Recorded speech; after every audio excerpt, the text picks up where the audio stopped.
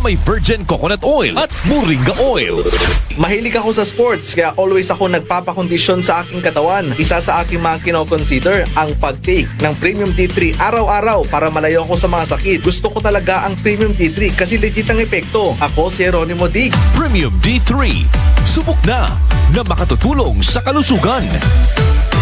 Premium D3. Makatutulong sa kalusugan na may VCO at moringa. Mabibili sa mga butika. Mahalagang paalala, ang Premium D3 ay hindi gamot at hindi dapat gamitin panggamot sa anumang uri ng sakit. Mga katropa, exciting dito!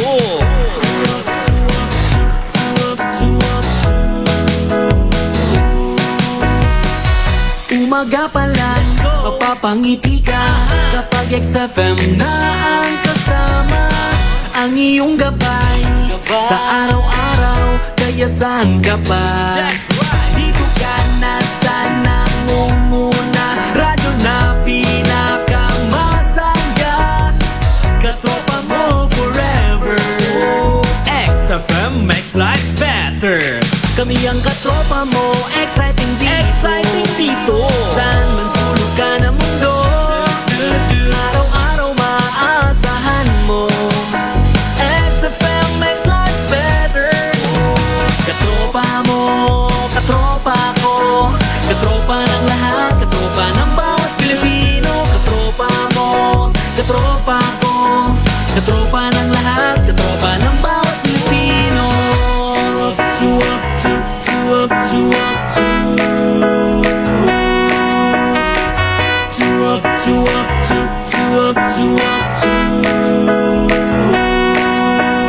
Exciting! Oras Pilipinas, 6 na minuto na magkalipas ang alas 6 ng umaga. Ito ang tunay na pagbabalita sa radyo. Anuman ang kaganapan, anuman ang pangyayari sa inyong kapaligiran, kompleto, detalyado, mapapakinggan sa Express Balita. Mabilisan man ang takbo ng bawat minuto, mabilisan man ang takbo ng bawat segundo, hindi kayo mapag-iiwanan ng mga balita. Dahil sa bawat sandali ay nandito kami. Para sa inyo mga katropa, XFM. Isang karangalan na kayo ay pagsilbihan, mga katropa. Express. Balita sa umaga. Headlines.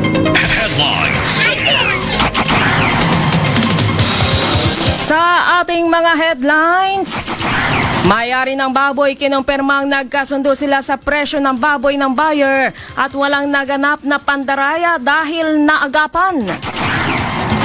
Alam niya yung presyo ng baboy. Ayun. Walang naging dayaan doon kasi naagapan eh. Hog Raisers leader itinangging ng haras sa bintahan ng baboy. Kung yan sir, makikita naman natin yan sir sa maraming mga post na yan na mukha na mismo yung nakikita. Isang buhaya na mataan sa Purok, Bakawan, Barangay Siksikan. Hindi talaga nag-alis. Oh, so ano pong ginawa ninyo? Bumalik ako din sa loob sir. Pinalam ko sa mga tao, may buhay doon. Samantala, babae patay sa pamamaril sa Barangay San Pedro, PNP mariing kinundina ang nangyaring shooting incident. Sa ating balitang regional, drug den ni-raid sa Cotabato, 3 arestado. Sa balitang nasyonal, opisyal na mapa ng Pilipinas, isinapubliko na at klarong ipinakita ang West Philippine Sea.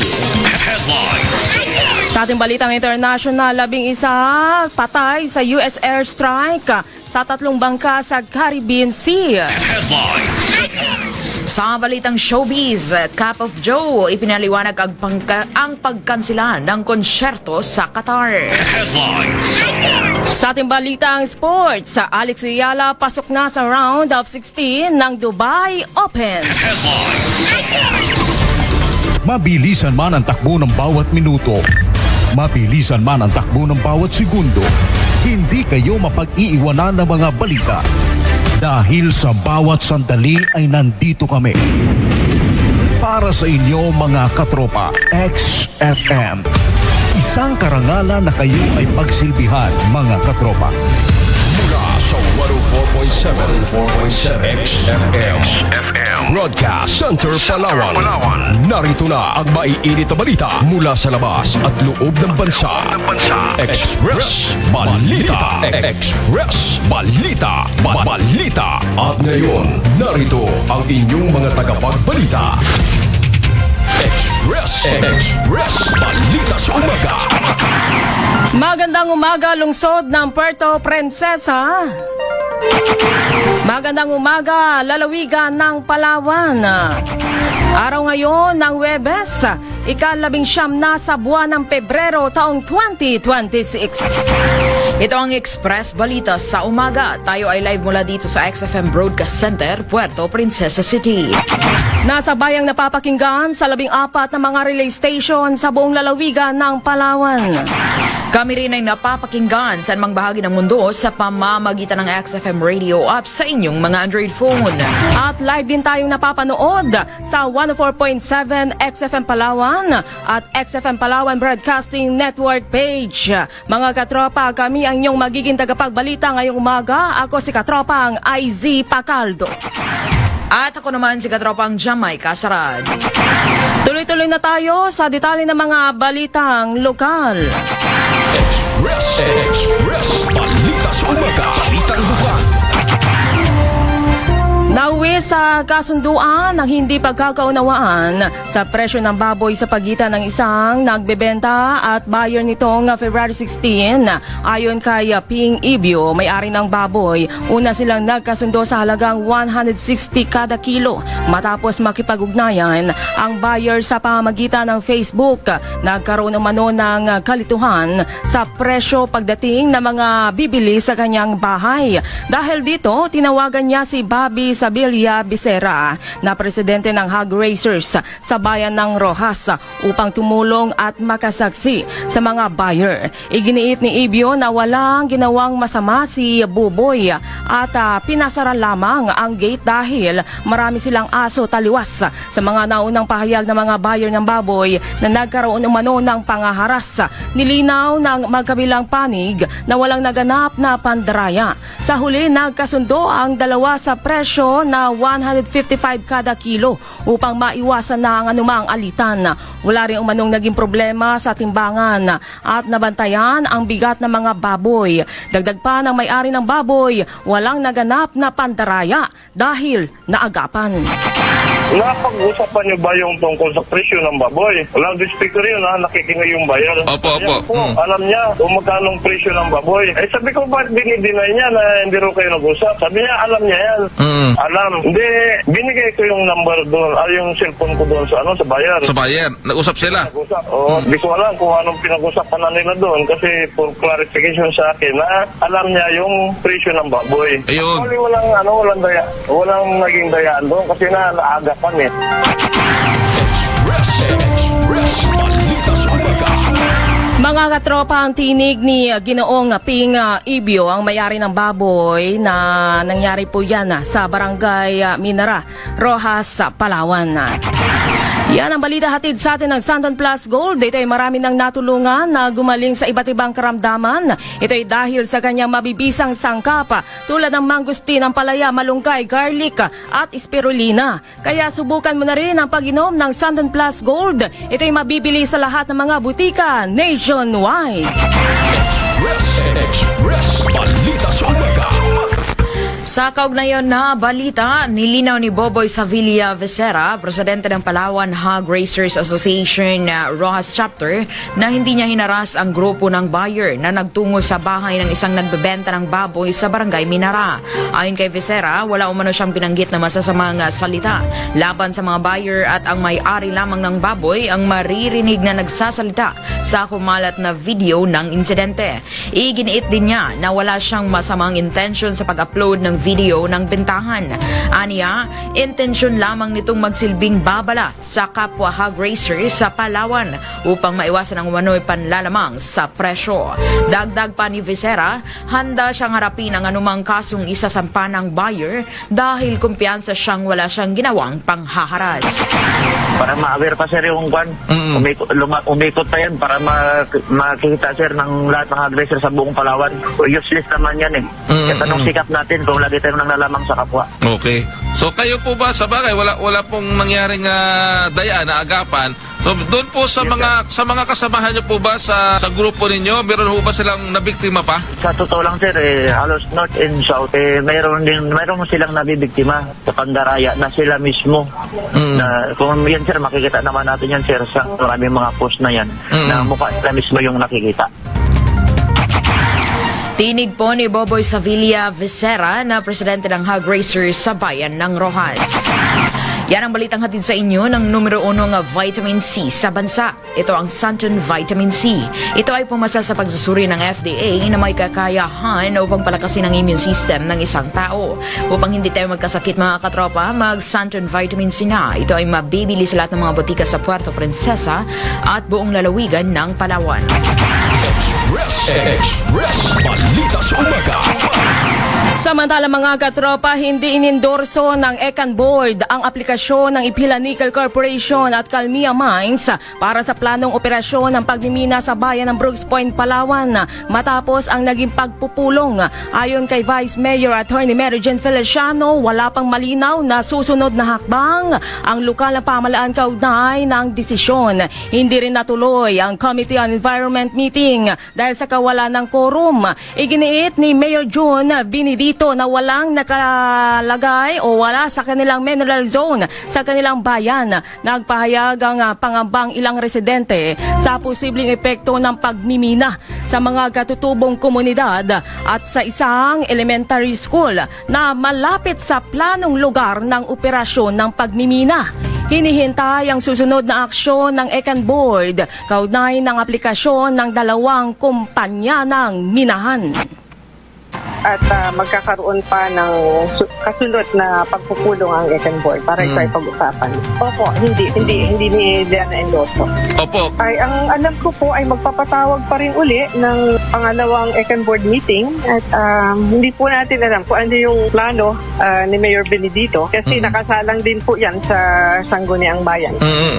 At alam ko nagkandak ng tingnaman ang chairman ng Committee on Environment kaya lang walang quorum.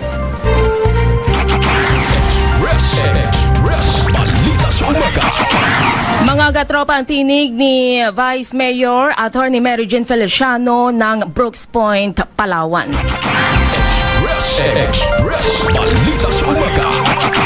Iyan ang balita hatid sa atin ng Vision X Plus. May kakayahan ito upang maibalik sa maayos na paningin ang ating mga mata. Ito ay mayroong sangkap na lutein, beta-carotene, vitamin E+, at zeaxanthin. Ito ay aprobado ng FDA. Ang Vision X Plus ay mabibili sa lahat mga butika nationwide. Express Balita sa Umaga. Samantala, nasa humigit 1 dipa ang laki ng buwaya na namataan sa Purok Bakawan, Barangay Siksikan, lungsod ng Puerto Princesa kahapon ng bandang alas 10 ng umaga.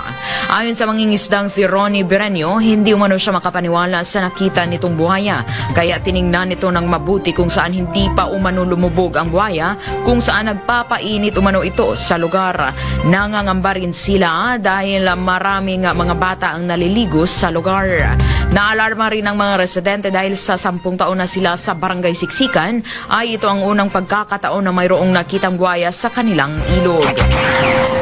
So, nung pagbalik mo, hindi pa rin lumubog? Wala, hindi talaga. Nasa putikan lang siya, nagpapahibas. Nagpapahibas, baka nagpapainit. Nagpapainit. Oh, okay. Wala ho kayong hindi nyo napicturan? Wala kayong dalang kamera? Wala pa akong dalang cellphone eh. Wala ka dalang cellphone, oh. Nung paglapit nyo sa kanya, hindi pa rin umalis? Wala talaga sir. Hindi talaga nag-alis. Oh, so ano pong ginawa ninyo? Bumalik ako din sa loob sir. Pinalam ko sa mga taon, may buhaya doon. Tinig po ni mangingisdang Ronnie Berenio.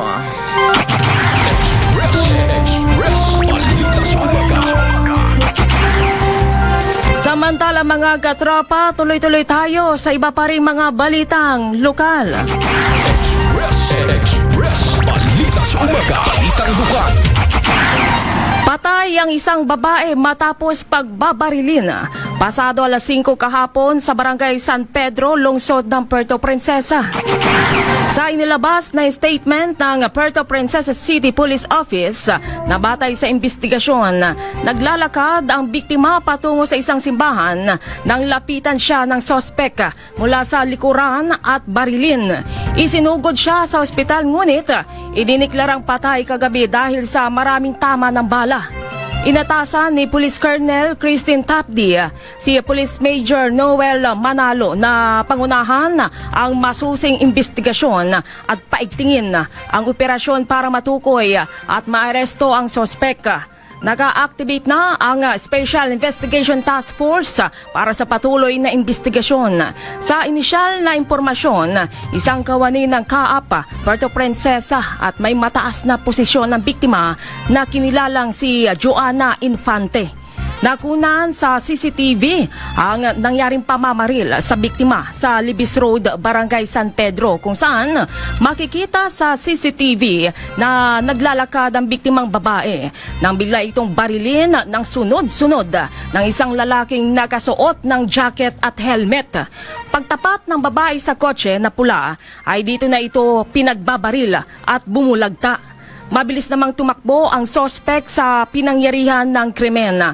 Ayon naman sa nakalap na impormasyon ng XFM Palawan, una na ring sinabi ng biktima na may nagbabanta sa kanyang buhay. Sa ngayon ay patuloy ang pangangalap na impormasyon ng pulisya sa nangyaring pamamaril.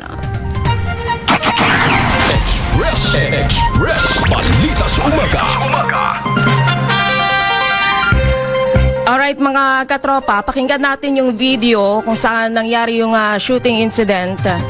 I-play natin bahagya para makita ng ating mga katropa kung paano nangyari itong nangyaring insidente ng pamamaril dito sa isang babae mga katropa kahapon na nangyari sa Barangay San Pedro. Dahil nakakapangamba ito mga katropa, isang babae yung biktima.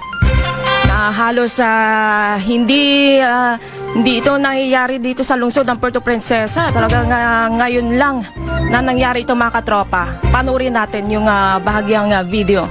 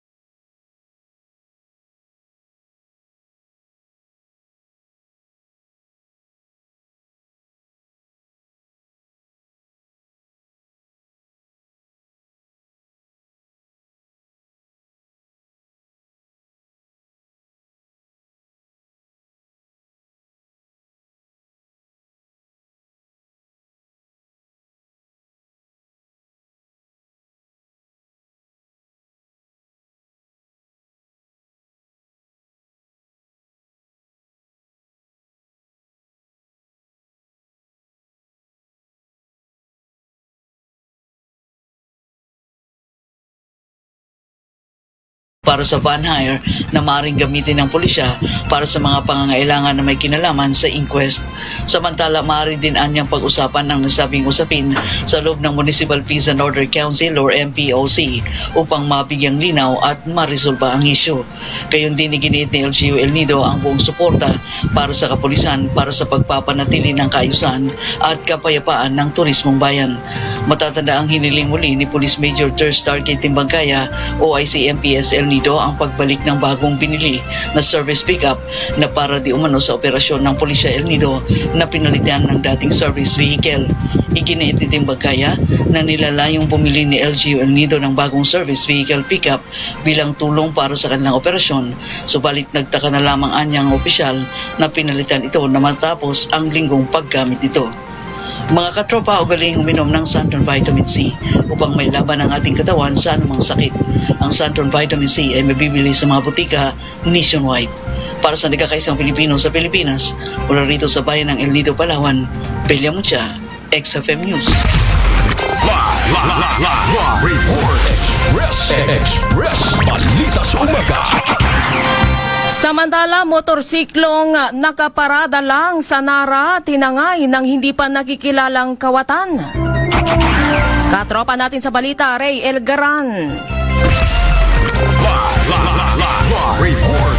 Tinangay ng hindi pa nakikilalang kawatan ng isang motorsiklong Yamaha Mio I-125 at na kulay pink na nakaparking lamang sa mismong terminal ng Wonder sa Barangay Poblacion, Nara, Palawan, Pebrero 18, 2026 ang Sianulas 12 ng madaling araw na ito'y pagmamayari ni Maymay Valerio Valencia na saan sa pagkipagpanayam ng News Team de Valencia ay rito pinarating niya lamang ang kanyang motor sa lugar dahil sa ito'y may trabaho, subalit ng kanya na siya nang gagamitin ay dito na niya hindi makita at nang kanilang tingnan ang kuha ng CCTV ay pumungat rito na may isang lalaki na kadamit na itim at naka-short na may dalang bag ang palingalinga sa paligid. Maya-maya lang ay dito na nito tinangay ang motor. Samantala sa ngayon ay patuloy naman ang panawagan ng may-ari si Maymay Valerio Valencia sa publiko. Ang sino man raw ang makakita sa kanyang motor ay agad itong magipag-uugnayan sa mga otoridad o kaya sa kanya. Yan ang balita. Atin sa inyo ng Santon Plus Gold na marami na nagpapatunay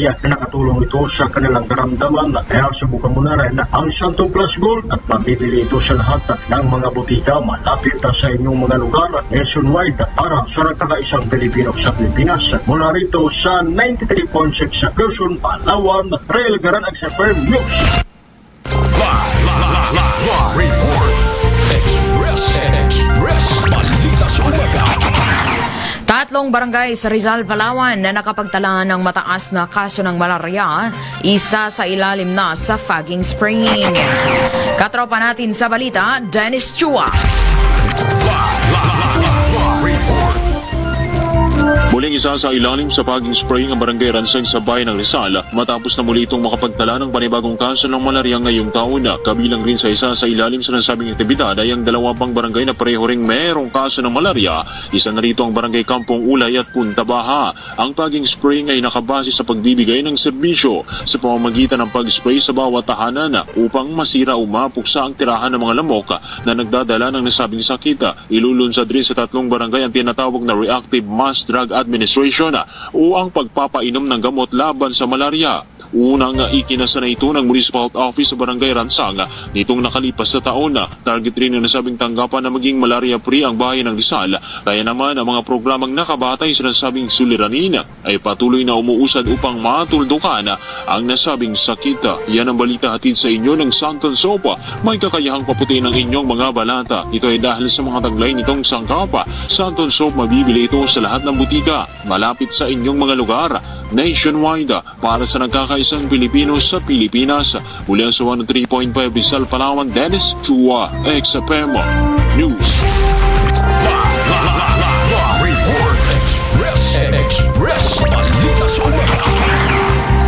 Samantala, mga plastic na nakokolekta sa lungsod ng Puerto Princesa, planong gawing langis ng Korean group na may proyektong Waste to Oil. Katropa natin sa balita, Girly Cadasio.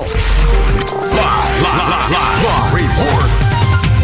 Ipinaalam ni Mayor Lucilo Bayron sa mga kawani ng pamahalang palusod na formal nang nagpresenta sa kanya at sa ilang mga department heads ang isang grupo ng Koreano na may proyektong waste to oil technology na layunin gawing langis mga gamit ng plastic at iba pang basura sa lungsod ng Puerto Princesa.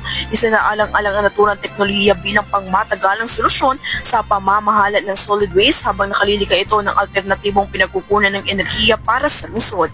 Ayon kay Mayor Lucilo Bayron, ang mahalagang pag-ulad kaugnay ng panukalang pamumuhunan, proyektong pang-infrastruktura at isang malalaking kaganapan sa lungsod bilang patunay na patuloy ang pagsusulong ng lokal na pamahalaan ng modernisasyon at paglago ng ekonomiya.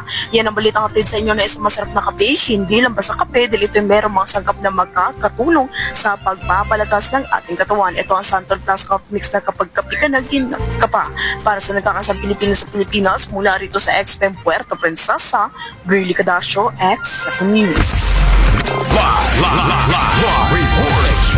Express Balita sa Umaga.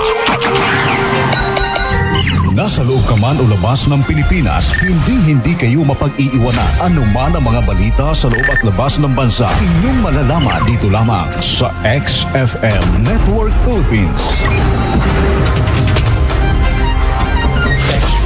Express Balita sa Umaga. Balitang Regional. Sa ating balitang regional, 3 lalaking magkasabwat sa pagbebenta ng shabu at pamamalakad ng isang drug den ang nalambat at nakuna ng abot na 102,000 na halaga ng shabu sa magkatuwang na entrapment operation ng Philippine Drug Enforcement Agency at mga operatiba ng Cotabato City Police Office sa Barangay Rosary Heights 10. Ang 3 na entrap na hinihinalang shabu dealers ay nasa detention facility na ng PDEA Bangsamoro Autonomous Region in Muslim Mindanao sa PC Hill sa Cotabato City. Ayon sa mga barangay officials na tumulong sa naturang anti-drug operation. Ayon kay Edgar Jubay, PDEA BARM Regional Director, kanilang sasampahan na ang 3 naaresto na sospek at kasong paglabag sa Comprehensive Dangerous Drugs Act of 2002 gamit ang nakumpiskang mga halaga ng shabu ang kanilang gagawing ebidensya. Samantala, sunod-sunod na hinold up ng hinihinalang iisang grupo lang ang 3 convenience store sa bayan ng General Mariano Alvarez at lungsod ng Dasmariñas sa lalawigan sa Kamakalawa. Malaki ang hinalan na isang serya ng magkakaugnay na hold-upan ang yumanig sa mga convenience stores sa GMA at Dasmariñas City, Cavite na pinasok ng 2 armadong suspect na sakay ng iisang motorsiklo. Sa ulat ng pulisya, unang naganap ang insidente dakong alas 10:28 ng gabi sa isang branch ng Alpha Mart sa Barangay Poblasyon 5 GMA. Ayon sa ulat, nakatanggap sila ng tawag mula sa store crew hinggil sa ginawang pang-hold up ng riding in tandem. Pagdating ng mga suspect, ipinarada ang kanilang motorsiklo sa tapat ng nasabing convenience store at bumaba ang backrider saka pumasok sa loob habang naiwan ang driver na nagsilbing lookout. Armado ng baril, agad itong nagdeklara ng hold up ang suspect at tinangay ang pera sa cash box bago mabilis na tumakas. Wala pang isang oras, hinold up din ang isang convenience store sa Barangay Burol, Maine, Dasmariñas City ng 2 suspect sa kaparehong modus kung saan hindi nagtanggal ng helmet. Batay sa Dasmariñas City Police, dumiretso rin sa cashier ang mga dispel at agad nagdeklara ng hold up at tinangay din ang laman ng kaha saka tumakas. Balitang Regional, Balitang Nasyonal. Sa ating balitang nasyonal, nilinaw na Malacanang na hindi nila idiniklara bilang holiday ang pagsisimula ng Ramadan. Ayon kay Palace sa Press Officer Claire Castro na wala silang anumang diniklarang holiday ngayong araw. Pinayuhan nito ang publiko na huwag basta maniwala sa mga kumakalat na balita online ukol sa pagdeklara ng holiday. Magugunit ang inanunsyo ng Bangsamoro Grand Mufti na magsisimula ang Ramadan ngayong araw matapos na makita nila ang crescent moon. Balitang Nasyonal. Samantala, isinapubliko na ng National Mapping and Resource Information Authority or NAMRIA ang opisyal na administrative map ng Pilipinas na malinaw na nagpapakita ng West Philippine Sea. Mahalaga ang mga opisyal na mapa at nautical charts sa pag-iit ng maritime jurisdiction ng bansa. Mula 2012, formal nang ginagamit ng pamahalaan ang terminong West Philippine Sea sa lahat ng opisyal na publikasyon at mapa. Ang EEZ ng Pilipinas ay umaabot hanggang 200 nautical miles mula sa archipelagic baselines ayon sa Republic Act 9522. Sumusunod ang mga nautical charts ng NAMRIA sa International Hydrographic Standards at isinusumiti sa International Hydrographic Organization. Ayon sa ahensya, patuloy silang magbibigay ng tumpak na geospatial information bilang suporta sa maritime safety at national sovereignty. Balitang nasyonal. Balita sa international. Sa ating balitang international, nagkaroon na ng magandang resulta ang ginagawang pulong ng US at Iran. Ayon kay Iranian Foreign Minister Abbas Araghchi na mayroon ng guiding principle silang nakapagsunduan para hindi lumala ang nuclear tension. Ang pulong na ginanap sa Switzerland ay pinangunahan din ng mga opisyal ng Oman na tumayo bilang mediators. Isinagawa ang meeting dahil sa makailang ulit ng banta ng US military laban sa Iran matapos ang madugong pag-aresto sa mga anti-government protesters. Gayon din ang mga nuclear activities. Naniniwala kasi ang US at mga kaalyado nila sa Europe na patuloy ang paggawa ng Iran ng nuclear, subalit itinanggi nila ito. Balita sa international. Samantala, muling nagsasagawa ng airstrike ang US sa tatlong bangka na umano'y nagdadala ng iligal na droga sa Eastern Pacific at sa Caribbean. Ayon sa US Southern Command na nasabing operasyon ay nasawi ang 11 na katao na lula ng nasabing mga barko. Mayroon kasi silang nakuhang impormasyon ang mga ito ay may kargang mga iligal na droga. Walang mga miyembro ng US military ang nasaktan habang mayroong 4 na nasawi sa unang bangka. 4 din sa pangalawa at 3 katao naman ang nasawi sa ikatlong bangka. Mula pa noong Setyembre ng nakaraang taon nang simula ng airstrike ay umabot na sa 135 katao ang nasawi. Iginigiit ni US President Donald Trump na ang mga bangka na pinapatakbo ng mga cartels ay siyang nagdadala ng mga illegal na droga sa US. Balita sa international. XFM Weather Update. Weather Update. Samantala mga katrapa, alamin naman natin ang magiging lagay ng ating panahon ngayong araw ng Huwebes mula dyan sa ating DOST Pag-asa. XFM Weather Update. Weather Update. Magandang umaga Pilipinas, narito ang magiging lagay ng ating panahon sa araw na ito. Umiiral pa rin ang northeast monsoon o amihan sa malaking bahagi ng Luzon at umaabot pa po ito sa Kabisayaan at ngayon nagdudulot pa rin yan ng maulap na papawirin at mahihinang pagulan sa silangang bahagi ng northern at central Luzon. At dahil nga halos abot pa rin ng Kabisayaan ng amihan sa babang bahagi po niyan o ibabang bahagi lamang yan, makikita natin ang axis ng shear line. Ito po yung boundary kung saan nagsasalubong ang northeast at ang easterly na hangin.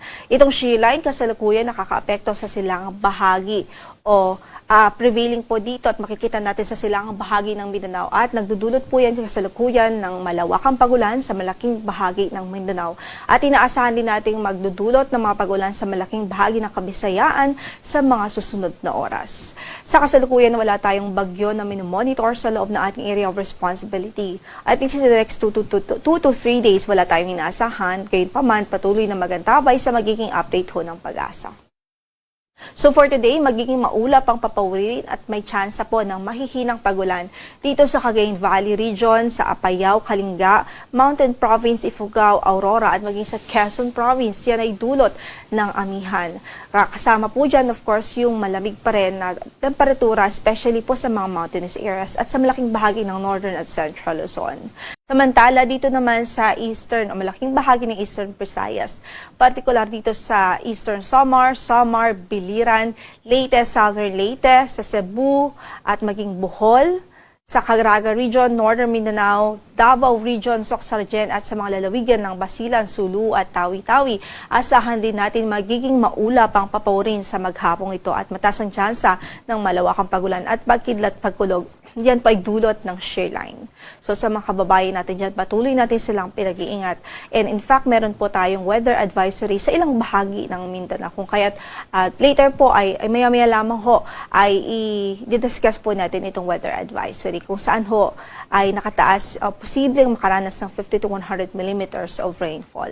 Samantala dito naman sa natitirang bahagi ng Mindanao at natitirang bahagi pa ng Visayas, generally ay bahagyang maulap hanggang sa maulap ang papawirin. Dito sa Western Visayas at Negros Island Region, posible yung mga isolated at pulupulong mahihinang mga pagulan dahil sa amihan, habang dito naman sa natitirang bahagi ng Mindanao, posible yung mga localized thunderstorms. So pwede pa rin yung mga severe thunderstorms at pwede pa rin magdulot ng mga localized na pagbaha. Sa ating temperatura sa Tacloban, 25 to 31 degrees Celsius. Sa Cebu ay 26 to 30, 24 to 30 sa Iloilo, 25 to 31 sa Puerto Princesa City, 26 to 31 sa Kalayaan Islands, 25 to 29 degrees Celsius naman sa Cagayan de Oro. Sa Zamboanga ay 25 to 32 degrees Celsius habang 24 to 30 degrees Celsius po sa Davao City. Ngayon nga po ay meron nga po tayong weather advisory in effect. So possible yung 50 to 100 millimeters of rainfall in the next 24 hours. Dito po sa mga lalawigan ng Dinagat Islands, sa Surigao del Norte, Agusan del Norte, Surigao del Sur, Agusan del Sur, Davao del Norte, Davao de Oro at Davao Oriental. So higit po natin talagang pinag-iingat po natin ang ating mga kababayan dyan, extra precautions, especially po sa mga localized flooding or against localized flooding dahil yung mga pag-ulan na ito ay pwede pong nagdulot ng mga pagbaha. Lalong-lalo na po sa mga vulnerable areas, sa low-lying areas, or even po sa mga mountain areas, posible po yung mga localized na landslides. By tomorrow naman, pwede pa rin makaranas ng mga pag-ulan from 50 to 100 millimeters of rainfall dito sa Eastern Samar, sa Leyte, sa Southern Leyte, Dinagat Islands, Surigao del Norte, Agusan del Norte, Surigao del Sur at maging sa Agusan del Sur. Yan po ay dulot pa rin ho ng tinatawag po natin shear line. So sa mga kababayan natin dyan, patuloy natin silang pinag-iingat. Sa kasalukuyan, wala po tayong gale warning na nakataas sa mga bahagi ng ating mga baybaying dagat. Moderate o katamtaman naman ang magiging pag-alon sa malaking bahagi ng ating karagatan. Ang sunrise natin for today is 6:18 in the morning at lulubog ang araw mamaya sa ganap na alas 6:02 ng gabi. Ito po si Lori de la Cruz Galicia. Magandang araw po. XFM Weather Update. Weather Update. Showbiz News. Samantala mga katropa, para naman sa ating balitang showbiz. Showbiz News. Kinansela ng bandang Cup of Joe ang kanilang nakatakdang concert sa Qatar. Sa social media account ng banda ay nagkaroon umano ng problema ang organizers na magkakuha ng ilang mga dokumento para isagawa ang kanilang concert. Nakakdakda sana nga magtanghal ang grupo sa Qatar nitong araw ng mga puso. Subalit dahil sa insidente ay hindi na ito natuloy. Bagamat kansilado ang show, ay umaasa sila sa mga susunod na panahon ay matutuloy na ang kanilang concert. Humingi na lamang ng paumanhin ang banda sa kanilang mga fans sa Qatar dahil sa hindi natuloy ang kanilang concert. Showbiz News. Balitang Sports. Pasok na sa ikatlong round ng Dubai Open Championship si Pinay tennis star Alex Yala. Ito ay matapos na magwagi ito laban kay Jasmine Paolini ng Italy sa score na 6-1, 7-6, 5. Dahil sa panalo ay abansi na si Yala sa round of 16 ng torneo sa laro nito ng madaling araw ng Miyerkules, Pebrero 18. Sa unang round ay nadomina ng 20 anyos na si Yala ang laro. Subalit pagpasok ng ikalawang round ay hindi nagpatinag ng world number 4 na si Paolini. Naging dikitan ang laro ng dalawa sa second set hanggang naitawid na ng Pinay tennis star ang laro at naipanalo. Balitang Sports.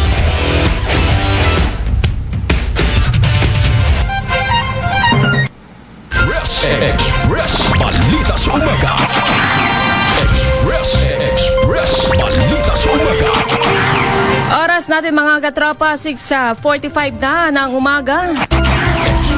Express Balita sa Umaga. At inyo nang narinig ang mga balitang nagkalap ng buong puwersa ng XFM Network Philippines.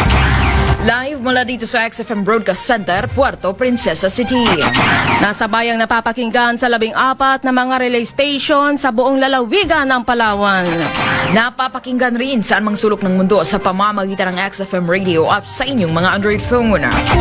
At live din tayong napapanood sa 104.7 XFM Palawan at XFM Palawan Broadcasting Network page. Para sa nagkakaisang Pilipino, para sa Pilipinas. Kami ang inyong naging tagapagbalita ngayong umaga. Ako si Katropang IZ Pacaldo. At ako naman si Katropang Jamaica Sarad. Maraming salamat mga katropa. Muli, magandang umaga, Pilipinas! Nasa loob ka man o labas ng Pilipinas, hindi kayo mapag-iiwanan. Anuman ang mga balita sa loob at labas ng bansa, inyong malalaman dito lamang sa XFM Network Philippines. Mula sa sulok na probinsya ng bansa sa Southern Tagalog, ito ang XFM Palawan. 104.7 XFM Puerto Princesa City, 105.6 XFM Nara, 93.